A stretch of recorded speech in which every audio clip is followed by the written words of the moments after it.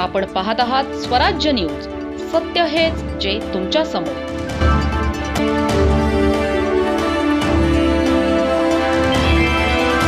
मौजे दराणे येथील गट क्रमांक 131 आणि 77-1 मधील कथित अवैध रेतीसाठा प्रकरणाला आता नवे वळण मिळाले आहे. सुरुवातीला रेतीसाठ्याबाबत तक्रार करून तो गायब झाल्याचा दावा करणाऱ्या तक्रारदाराने नंतर तहसीलदारांसमोर लेखी जबाब दिल्याने या प्रकरणाभोवती प्रश्नचिन्ह निर्माण झाले आहे. मिळालेल्या माहितीनुसार दराणे येथील संबंधित ठिकाणी कथित अवैध रेतीसाठ्याबाबत सुनील चौधरी यांनी तक्रार केली होती. त्यानंतर दिनांक 29 जुलै रोजी महसूल विभागाच्या पथकाने तक्रारदारासह प्रत्यक्षस्थळी जाऊन पंचनामा केला.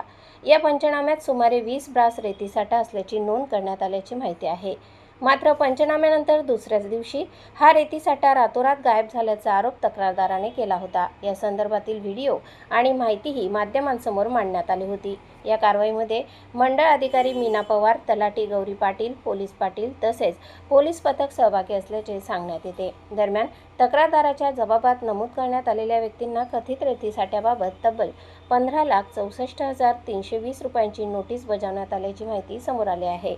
मात्र त्यानंतर संबंधित रेतीसाठा हलविण्यात आल्याचा आरोप करण्यात आला. या संदर्भात काही फोटो आणि व्हिडिओ समोर आले असून त्यामध्ये जेसीबी, डंपर किंवा इतर वाहनांच्या हालचाली झाल्याचा दावा केला जात आहे.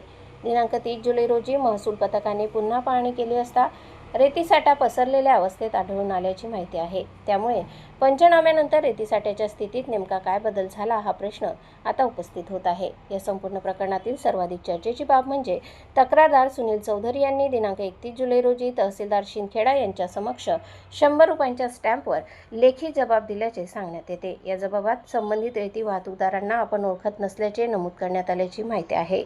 त्यामुळे सुरुवातीला कथित अवैध रेतीसाठ्याबाबत तक्रार करणाऱ्या तक्रारदाराने नंतर अशी भूमिका का घेतली असा सवाल नागरिकांकडून उपस्थित केला जात आहे. मात्र तक्रारदाराने नेमक्या कोणत्या कारणांमुळे आपली भूमिका बदलली याबाबत त्यांची स्वतंत्र प्रतिक्रिया अद्याप स्पष्टपणे समोर आलेली नाही. रेतीसाठा हलविण्यात आला असेल तर घटनास्थळी जेसीबी, डंपर किंवा ट्रॅक्टरच्या चाकांचा खुणा आढळला का? वाहतुकीदरम्यान पडलेली रेती महसूल पथकाच्या निदर्शनास आली का? तक्रारदाराच्या नंतरच्या लेखी जबाबानंतर तहसीलदारांनी प्रत्यक्ष स्थळाची पाहणी केली का? तसेच हा जबाब कोणत्याही दबावाशिवाय देण्यात आला आहे का? या सर्व प्रश्नांची निष्पक्ष चौकशी होणे गरजेचे असल्याची चर्चा परिसरात सुरू आहे.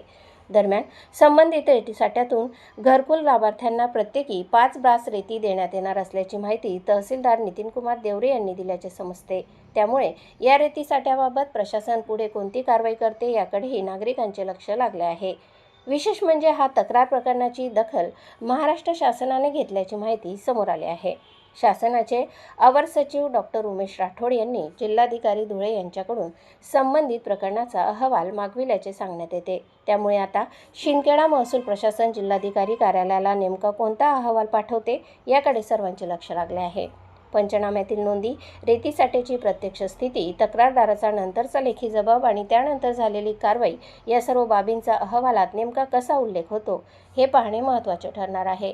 या प्रकरणातील आरोपांची अधिकृत आणि निष्पक्ष चौकशी होऊन वस्तुस्थिती जनतेसमोर येणे आवश्यक आहे. संबंधित अधिकारी, तक्रारदार आणि इतर संबंधित पक्षांची भूमिका स्पष्ट झाल्यानंतरच या संपूर्ण प्रकरणाचे नेमके वास्तव समोर येणार आहे. प्रतिनिधी योगेश गिरासेसह स्वराज्य न्यूज, शिंदखेडा.